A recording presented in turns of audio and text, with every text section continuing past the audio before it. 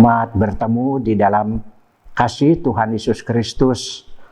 Pagi ini kita bersyukur, berterima kasih buat anugerah yang Tuhan limpahkan kepada kita.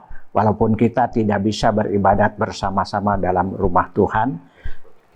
Selamat pagi saudara-saudara yang kami kasihi, seluruh jemaat yang ada di gereja Taman Kopo. Semoga seluruh jemaat di Taman Kopo berada dalam pemeliharaan Tuhan dan di dalam keadaan yang baik. Kita bersyukur buat anugerah yang Tuhan limpahkan pada pagi ini. Kita bersama-sama kembali bisa mendengarkan firman Allah walaupun secara media. Biarlah semua akan menikmati berita firman Allah dengan hati yang sungguh-sungguh. Dan sebelumnya sekali lagi kita akan bersama-sama berdoa dan memohon pertolongan Tuhan untuk penyampaian firman Tuhan pada pagi ini. Bapa kami yang ada di dalam surga, Bapa yang kami sembah dalam nama Tuhan Yesus Kristus, dengan penuh kerendahan hati kembali kami datang menghampiri hadirat Tuhan yang Maha Suci pagi ini. Kami ucapkan syukur dan terima kasih buat anugerah yang Tuhan limpahkan kepada kami. Kami bisa bersama-sama dengan satu hati beribadat kepada Tuhan. Dan saat ini kami bersama-sama akan mendengarkan firman Allah. Bukakan hati kami sekalian dan urapi hamba-Mu yang akan menyampaikan firman Tuhan pada pagi ini. Biar dengan berkat Tuhan firman Allah ini sungguh-sungguh bisa menjadi berkat kekuatan bagi kami sekalian. Khususnya menghadapi masalah yang sedang kami alami di seluruh dunia ini dan khususnya di Indonesia. Yaitu masalah wabah virus corona. Biarlah dengan berita firman Allah ini juga kami bisa tetap berharap dan bersandar kepada Tuhan. Kami menyerahkan seluruh jam ini ke dalam tangan Tuhan. Di dalam nama Yesus Kristus, Tuhan dan Juru Selamat kami hidup, kami sudah berdoa ucapan syukur. Amin. Pagi ini kita bersama-sama akan membaca beberapa ayat daripada firman Tuhan. Yang pertama, Amsal 14 ayat 12. Amsal 14 ayat 12. Ada jalan yang disangka lurus, tetapi ujungnya menuju maut. Pasal 16 ayat 2. Amsal 16 ayat 2. Segala jalan orang adalah bersih menurut pandangannya sendiri, tetapi Tuhanlah yang menguji hati. Pasal 16 ayat 9 dan ayat 25. Ayat 9. Hati manusia memikir-mikirkan jalannya, tetapi Tuhanlah yang menentukan arah langkahnya. Kemudian 25. Ada jalan yang disangka lurus, tetapi ujungnya menuju maut. Selanjutnya kita akan membaca dari kitab Rut pasal yang pertama ayat 20 dan 21. Rut pasal pertama ayat 20 dan 21. Tetapi ia berkata kepada mereka, "Janganlah sebutkan aku Naomi, sebutkanlah aku Mara, sebab yang Maha Kuasa telah melakukan banyak yang pahit kepadaku. Dengan tangan yang penuh aku pergi, tetapi dengan tangan yang kosong Tuhan memulangkan aku. Mengapakah kamu menyebut aku Naomi? Karena Tuhan telah naik saksi menentang aku, dan yang Maha Kuasa telah mendatangkan malapetaka kepadaku." Sampai di sini pembacaan firman Tuhan. Saudara-saudara, pada pagi ini kita akan bersama-sama belajar firman Tuhan dengan satu tema, akar pahit. Sekali lagi saya sebutkan temanya adalah akar pahit. Di dalam dunia pengobatan kita mengenal ada dua tumbuhan yang digunakan untuk obat-obatan, dan tumbuhan itu adalah tumbuhan yang merambat. Dan yang pertama disebut yaitu sambiloto. Yang kedua adalah bartawali. Itu tumbuhan ini semua dari akar, batang, daun-daun, dan ranting itu semua pahit. Dan biasanya digunakan untuk menolong penyakit-penyakit yang mengganggu kehidupan Dan ada satu lagi mungkin yang sudah dilupakan oleh bangsa Indonesia, yang sama juga pahit, tapi bukan tanaman yang merambat, tapi tanaman yang cukup besar. Benihnya berasal dari satu negeri yang jauh, yaitu dari Amerika Latin. Dibawa ke Indonesia oleh seorang Belanda zaman dulu, ya, dengan cara yang luar biasa. Benihnya disembunyikan dalam gagang payung, ya, dan berhasil masuk ke Indonesia dan kemudian menanam benih-benih pohon ini, ya, dan orang yang membawanya dan menanam benih itu dan kemudian menggunakan sebagai obat-obat yang saat itu sangat berguna sekali, yaitu namanya Tuan Yung Hun, ya, dan dia mencoba menanamkan benih itu di daerah Bandung Utara, yaitu Lembang. Dan pohon yang pahit ini adalah kina, pohon kina, ya. Tapi sekarang sudah dilupakan orang, ya. Mereka mencari obat-obat yang lain. Tapi zaman saat itu, ya, obat ini sangat-sangat penting sekali dan mujarab untuk mengalahkan malaria. Tapi pagi ini kita tidak berbicara tentang obat-obatan yang pahit ini, tapi kita berbicara mengenai akar pahit.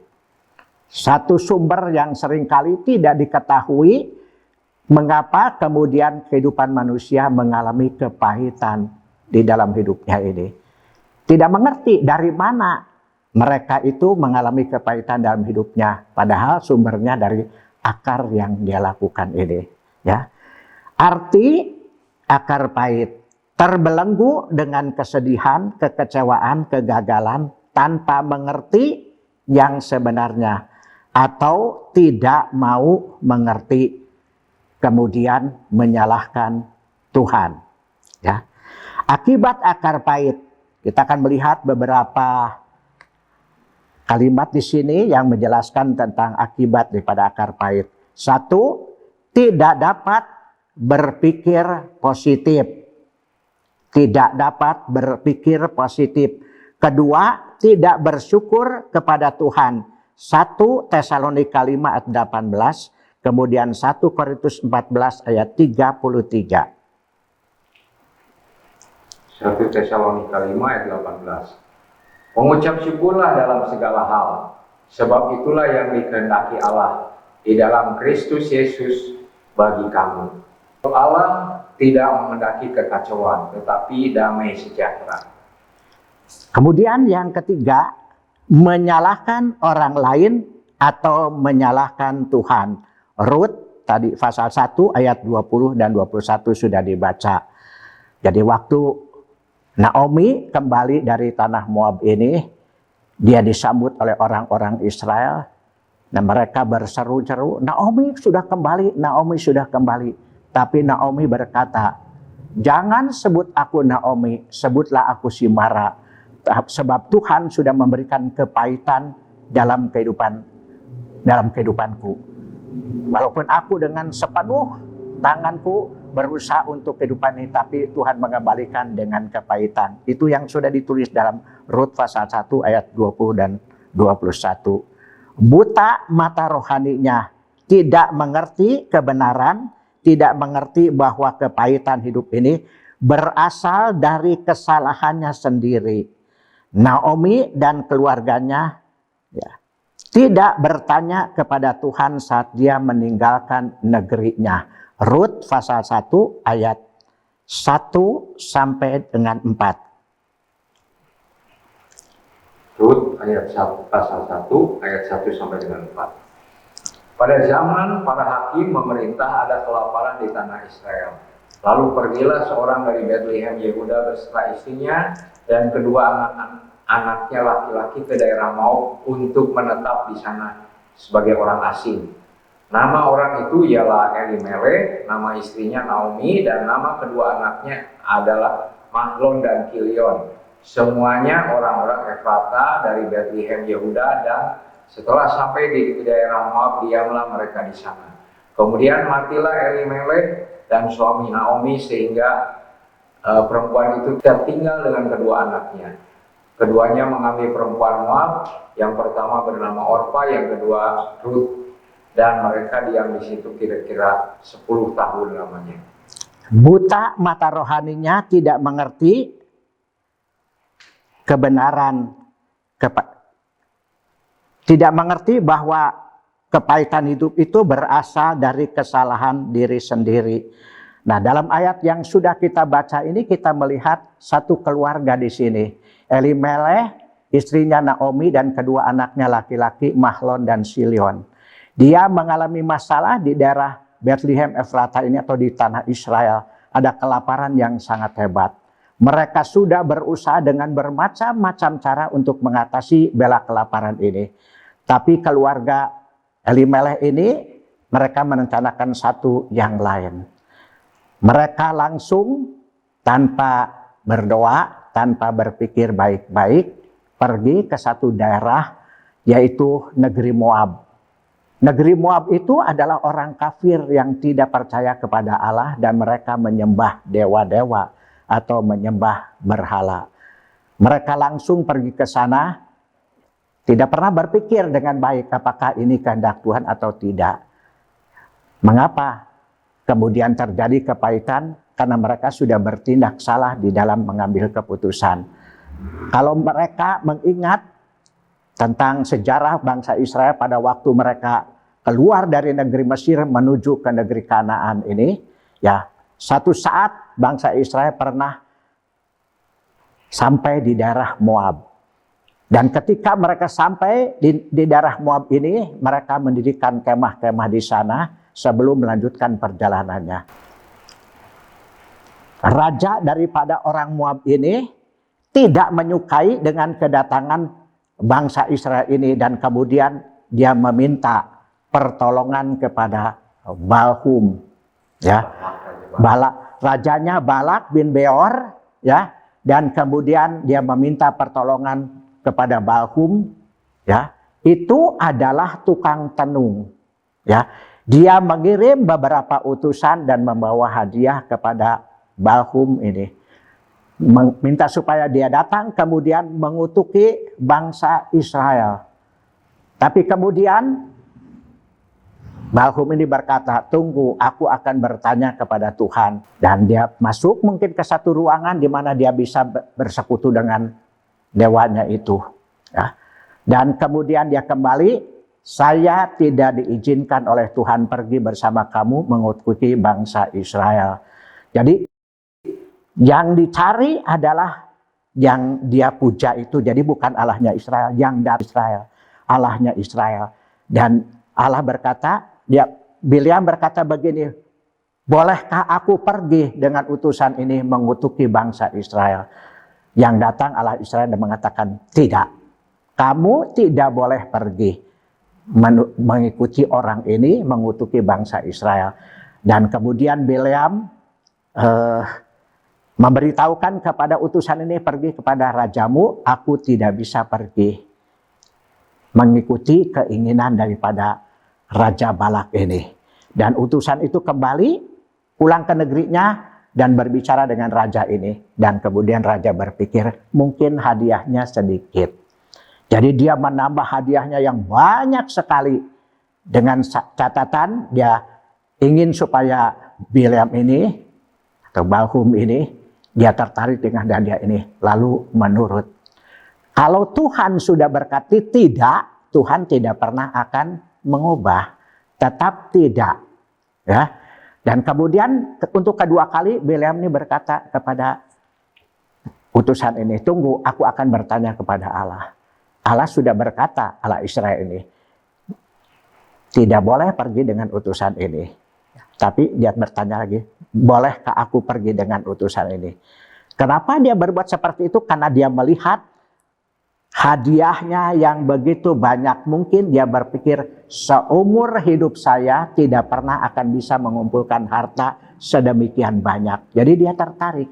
Dia bertanya kembali kepada Tuhan, bolehkah saya pergi dengan utusan ini? Dan kali ini jawaban daripada Tuhan, pergilah, tetapi masih koma. tetapi kamu hanya berkata apa yang harus kau katakan sesuai dengan perintahku. Boleh pergi, tapi mulutnya dikendalikan, tidak bisa berbuat sesuatu apapun untuk mengutuki bangsa Israel ini. Ya, suruh pergi, silakan, tapi tetap dikendalikan oleh Tuhan. Dan di tengah perjalanan, ya, dia naik keledai, dan kemudian keledainya bertingkah. Dia berputar-putar, tidak mau berjalan lurus. Karena dia tidak tahu, tapi keledai itu mengetahui di depan itu ada malaikat dengan pedang yang bernyala-nyala. Jadi keledai itu ketakutan, jadi berputar-putar, lalu kemudian dipukul kepalanya oleh beliau. Ya, dipukul kepalanya supaya dia nurut begitu. Kemudian keledai ini dengan kuasa Tuhan, dia berpaling kepada majikannya dan berkata, "Mengapa Tuhan memukul saya?" Dan begitu bodohnya orang yang sudah terbelenggu dengan emosi pribadinya ini. Dia berkata, "Karena kamu tidak mau menurut." Ya. Dan kemudian dicelikan mata rohaninya oleh Tuhan. Dan dia melihat di sana malaikat berdiri dengan pedang bernyala-nyala. Jadi itulah yang menyebabkan keledai itu berputar-putar tidak menurut ini. Dan melihat itu kemudian Bileam berkata, "Baiklah, aku akan kembali." Tapi malaikat itu berkata, "Pergilah, tetapi hanya perkataanku yang harus kau katakan." Jadi pergi, ketemu dengan Balak bin Beor ini. Dibawa ke puncak gunung, dan dari puncak gunung itu mereka melihat kemah-kemah orang-orang Israel. Dan Balak bin Beor ini mengatakan, "Kutuki semua bangsa Israel ini supaya mereka binasa. Tidak ada yang bisa lewat daerah ini." Mendirikan mezbah, korban bakaran, ya, sampai 7 mezbah itu didirikan sana. Berulang kali dia akan mengatakan yang keluar adalah berkat dan pemeliharaan Tuhan bagi bangsa Israel. Kemudian Balak bin Beor ini menjadi murka. "Karena kamu tidak mau melakukan apa yang menjadi kehendakku, pulanglah kembali. Kamu tidak akan mendapat apapun daripadaku." Jadi dengan harapan tadi mendapatkan hadiah begitu banyak, tetapi sekarang karena dia dikendalikan oleh Tuhan, tidak bisa berbuat apa-apa. Dia pulang dengan kecewa. Tapi sebelum dia pulang, dia berkata begini. Ya, dia berkata begini kepada Balak bin Beor ini. "Biarkan bangsa Moab bebas bergaul dengan orang-orang Israel ini. Biarkan mereka bergaul dengan bebas, jangan dibunuh, biarkan." Lalu kemudian pulang ke tempatnya kembali. Lalu apa yang terjadi dengan bangsa Israel? Pada saat itu mereka sudah dekat di sana, jadi bisa bergaul dengan itu. Kemudian terjadi dosa perzinahan di antara orang-orang Israel dengan perempuan-perempuan Moab. Atau orang-orang Moab laki-lakinya dengan orang-orang Israel, perempuan Israel. Dan itu mendatangkan murka Allah. Dan kemudian Allah membinasakan orang-orang yang berbuat zina. Ini sejarah yang terjadi dengan bangsa Israel, dengan orang Moab ini. Kalau Elimelech dan keluarganya mengerti sejarah ini, dia tidak akan pergi ke sana.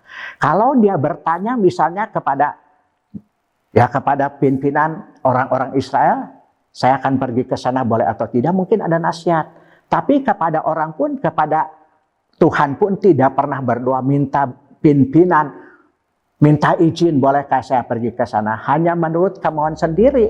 Saya akan pergi ke sana, lalu kemudian saya akan berusaha di sana, berdagang dan sebagainya. Nanti kalau saya kaya, saya kembali lagi ke negeri saya seperti dulu ini.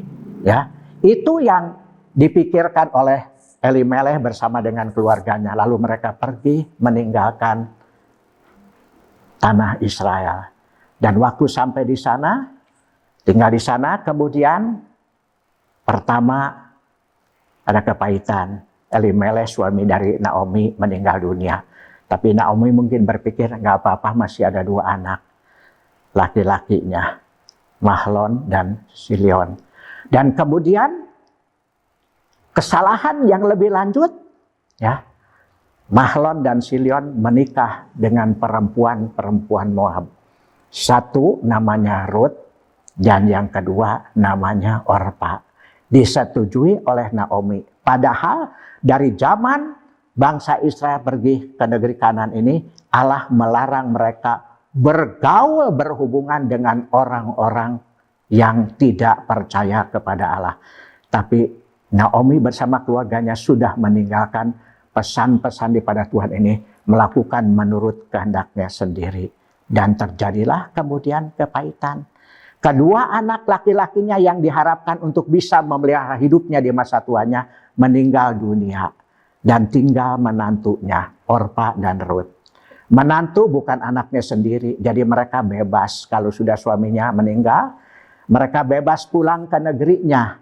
Dan Naomi sadar, dia tidak bisa memaksa kedua menantunya untuk merawat dia, sebab bukan anaknya sendiri. Dan kemudian Naomi berkata, pulanglah ke negerimu kepada keluargamu. Aku akan kembali ke Bethlehem, Yahuda. Ya, pergilah pulang kepada keluargamu dan kepada bangsamu sendiri. Orpa pulang. Ya, dan namanya tidak pernah disebutkan lagi dalam Alkitab. Tinggal Rut, kemudian Naomi berkata, Rut, pulanglah. Lihat iparmu sudah kembali kepada keluarganya, kepada bangsanya. Sekarang pulanglah kamu. Tidak ada yang diharapkan daripadaku. Kalau aku menikah dan kemudian beroleh anak laki-laki dan kamu tunggu, itu tidak ada keuntungan apapun juga. Tidak bisa diharapkan. Pulanglah. Tapi yang luar biasa di sini, kita melihat Rut berkata apa? Tidak. Saya tidak akan pulang.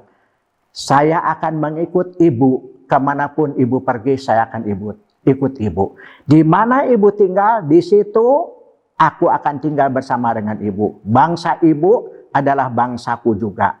Dan Allah ibu adalah aku juga. Di sini kita melihat terbalik. Kalau Naomi ke Moab, sekarang Rut meninggalkan bangsa yang menyembah berhala ini. Mengikut Naomi kepada negeri yang percaya kepada Allah. Dan ketika mereka sampai ini terjadi tadi dalam pasal 1 ayat 21 dan 20 dan 21 ini. Mereka berteriak, Naomi pulang, Naomi kembali. Tapi Naomi berkata, jangan sebut aku Naomi. Sebutkan aku si Mara. Sebab Tuhan sudah memberikan kepahitan kepadaku. Dengan sepenuh hati, sepenuh tangan, aku berusaha untuk supaya beroleh. Tapi Allah memberikan kepahitan. Jadi dia bukan menyalahkan orang lain lagi, tapi menyalahkan Allah sendiri. Dan tidak sedikit orang-orang yang berbuat seperti ini di dalam kehidupan juga orang-orang Kristen. Saya pernah mendengar ada seorang berkata, dia tidak mau lagi beribadat ke gereja. Karena merasa ditipu di gereja. Merasa tertipu dan ditipu di dalam gereja. Kenapa? Dia tidak menyadari kalau dia terlibat dengan bisnis kotor di dalam gereja yang berakhir dengan kepahitan itu. Ini yang terjadi di akhir zaman ini. Banyak gereja-gereja mengalami hal seperti itu. Mereka kecewa ke gereja, tapi mereka tidak pernah memikirkan akarnya itu dari mana. Jadi kepahitan yang di dalam kehidupan manusia ini berasal dari akarnya, dan akarnya itu tidak diketahui oleh manusia dan tidak berusaha untuk mengetahui sumbernya itu dari mana. Mengapa saya mengalami hal semacam ini? Ya, teruskan. Yang berikutnya apalagi? Ya, akibat dari akar pahit ini. Tidak bersikap objektif atau rasional. Jadi akar pahit itu menyebabkan orang tidak berpikir rasional, pakai otaknya. Ya, sudah pahit ini langsung melanjutkan dengan hal yang tidak baik tadi. Saya merasa ditipu di gereja, ya, tinggalkan gereja, tidak mau datang beribadat. Bukan satu orang, dua orang yang berbicara kepada saya. Dan ada seorang pernah yang pindah ke daerah dekat rumah saya ini. Waktu dia datang ke sana, saya melihat dia sedang berdiri di gang ini, saya dekati dia. Kata saya, baru pindah di sini? Iya. Dari mana? Dari Taman Kopo. Kata saya, suka ke gereja enggak? Kata saya. Jadi kalau misalnya dia belum ke gereja, saya usahakan dia pindah ke sini dekat. Ya kalau belum ke gereja, ikut ke gereja. Langsung jawabannya luar biasa. Saya tidak mau lagi datang ke gereja. Siapapun yang mengatakan saya dengan keadaan saya tidak mau ke gereja, saya tidak peduli. Saya dulu membuat satu persekutuan. Ya, jadi dia membangun satu persekutuan, kumpulkan orang-orang, mengadakan kebaktian. Tentu dengan harapannya sendiri. Tapi kemudian setelah orang-orang itu banyak, ada orang datang ke situ dan menguasai persekutuan ini dan kemudian menyingkirkan dia. Dan hal itu kemudian menjadi akar pahit buat dia dan mengatakan, saya tidak pernah lagi mau ke gereja. Apapun orang mengatakan kepada saya, pokoknya saya tidak akan mau ke gereja sebab saya diperlakukan seperti itu. Dan saya sempat berbicara kepada dia, saya sempat berbuat seperti Anda, menginjil, mencari jiwa, membuat cabang-cabang di gereja. Tapi saya bertindak itu bukan untuk diri saya, untuk kemuliaan saya. Dengan satu tujuan yang murni. Kalau nanti di bawah saya ada adik-adik ini, kemudian mereka sekolah teologi, selesai ini, tidak usah mencari. Saya sudah mendirikan satu pos, tangani pos itu. Itu yang saya lakukan. Ya. Dan selama hidup saya ini, sudah 5 gereja yang sudah saya tangani. Dan sampai sekarang ada buktinya dengan hasil yang saya lakukan dengan penginjilan pribadi ini, ya, dan mendirikan pos-pos ini. Nah, itu sebabnya kemudian di sini karena tidak menggunakan akal sehat atau rasional, kemudian mengalami hal seperti ini. Dan kalau ada di antara Anda mengalami hal seperti ini, introspeksi ke dalam diri sendiri, ya. Kemudian akibat yang berikutnya, kehilangan iman, meninggalkan Tuhan, dan ibadat.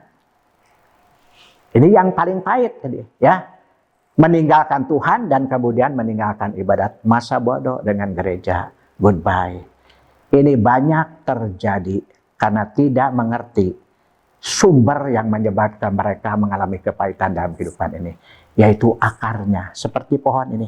Akarnya pahit, semua batangnya, rantingnya, daunnya, semua pahit. Kalau yang dilakukan oleh kita sesuatu yang tidak sesuai dengan kehendak Tuhan, timbulnya kepahitan. Teruskan. Poin yang berikutnya adalah cara mengatasi kepahitan hidup. Ya, cara mengatasi kepahitan hidup. Allah panjang sabar dan tidak menghendaki seorang pun binasa. 1 Petrus 3 ayat 9. Dan janganlah membalas kejahatan dengan kejahatan atau caci maki dengan caci maki. Tapi sebaliknya hendaklah kamu memberkati, karena untuk itulah kamu dipanggil untuk memperoleh berkat. Sebab siapa mau mencintai hidup dan mau melihat hari-hari baik, ia harus menjaga lidahnya terhadap yang jahat dan bibirnya terhadap ucapan-ucapan yang menipu. Nah, di sini nasihat daripada firman Allah itu, Allah panjang sabar dan tidak menghendaki kita binasa, dan yang harus kita lakukan, kita mesti tidak melakukan emosi, membenci orang dan sebagainya. Dan yang berikutnya kita melihat introspeksi ke dalam diri kita sendiri. Jadi Allah itu panjang sabar, dia tidak menghendaki seorang binasa, tapi dia, yaitu Allah itu membimbing manusia ini supaya kita bisa perlahan-lahan sadar dan kembali kepada kehidupan yang berkenan kepada Tuhan. Untuk itu kita harus introspeksi ke dalam diri kita sendiri. Wahyu pasal 2 ayat 5. Wahyu pasal 2 ayat 5. Sebab itu ingatlah betapa dalamnya engkau telah jatuh. Bertobatlah dan lakukanlah lagi apa yang semula engkau lakukan. Jika tidak demikian, aku akan datang kepadamu dan aku akan mengambil kaki diamu dari tempatnya, jikalau engkau tidak bertobat. Nah, ini adalah nasihat yang diberikan oleh Tuhan kepada orang yang sudah menyimpang daripada Tuhan. Ya, introspeksi ke dalam diri kita sendiri, ya, di mana kesalahan, letaknya kesalahan. Jangan menyalahkan orang lain atau menyalahkan Tuhan, tapi bertobat dengan sungguh-sungguh. Kalau tidak mau bertobat, Allah akan melakukan satu hal yang mungkin mendatangkan kepahitan bagi orang itu. Jadi ini tanggung jawab kita. Bukan satu hal yang mudah, introspeksi ke dalam diri kita sendiri. Ada banyak orang yang berusaha untuk menutupi dirinya supaya orang tidak tahu kesalahannya. Ya, bisa berlagak baik.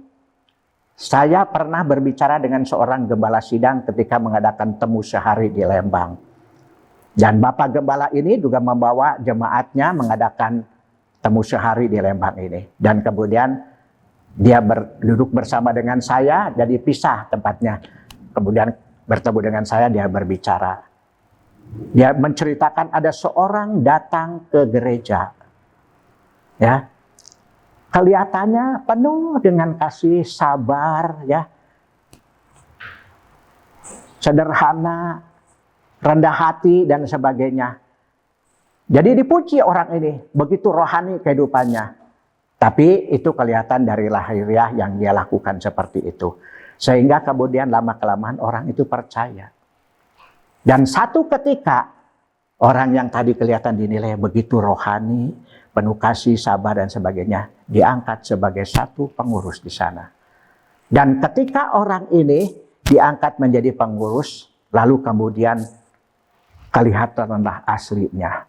Dan dia mulai mengikut kiri kanan orang-orang yang lain yang sudah lama bekerja di sana ini, ya, disingkirkan oleh dia, dan kemudian dia ingin menjadi seorang pemimpin di gereja tersebut. Nah, itu terlalu sekali, ya. Nah, kenapa bisa terjadi seperti ini? Karena memang sulit untuk mengetahui di sini. Introspeksi ke dalam diri sendiri, ya, itu tidak mudah, ya. Melihat orang lain keadaannya tidak mudah. Jadi ada banyak orang menyembunyikan seperti orang yang baik-baik. Allah panjang sabar, dia menghendaki supaya kita introspeksi ke dalam diri. Akuilah segala dosa kita dan bertobat dengan sungguh-sungguh. Datang pada Tuhan, mohon belas kasihan dan pengampunan dari Tuhan. Matius 5 ayat 3, kemudian Matius 11 ayat 28 sampai 30. Berbahagialah orang yang miskin di hadapan Allah, karena merekalah yang punya kerajaan surga. Matius 11 ayat 28 sampai 30. Marilah kepadaku semua yang letih lesu dan berbeban berat, aku akan memberi kelegaan kepadamu.